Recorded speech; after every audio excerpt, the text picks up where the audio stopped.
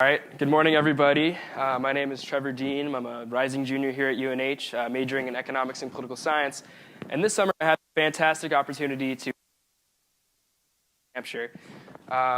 So as the RocUSA interns briefly touched upon, the ROC model, the resident-owned community model, really started here in New Hampshire. And in 2008, Paul Bradley, a UNH alumnus who was working on the RocUSA team for the past 20 years, decided that it was time to really bring this model nationwide.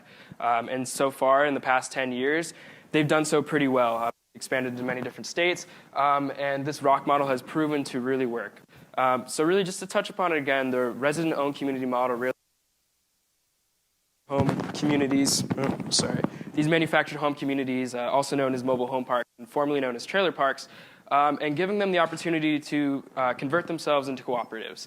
Because oftentimes, these mobile home parks are susceptible to predatory practices from investors and from property owners who are really just seeking to make a profit rather than to, give opportunities to the community members who are oftentimes, living paycheck to paycheck, impoverished, and lack the social mobility needed because, oftentimes they will seek to raise rents and maximize profits rather than, So this really just gives them the opportunity to have increased social mobility. I don't know if my mic's really working. My time at RocUSA, I worked for the RocUSA Capital Division, and just to really explain this model for RocUSA itself, it's branched off into two separate departments. There's RocUSA Capital and RocUSA Network. RocUSA Capital acts as the lender. They really give the financial opportunities for the communities to go in and fund themselves, to buy themselves out from the property owner. Well, RocUSA Network is kind of the bread and butter of this model. They go in, they help train these communities to become cooperatively run. They help train them to become leaders for these communities, and so on and so forth. And they work with different certified technical assistance providers across different states who really act as the boots on the ground. So together, this model really summarizes the entire resident-owned community model, and it works really well. So far, out of the 200-plus ROCs that have been established, none have ever failed. So my time at RocUSA, I really went into each different community's year-over-year changes in expenses, and I looked at the average change year over year. These expenses,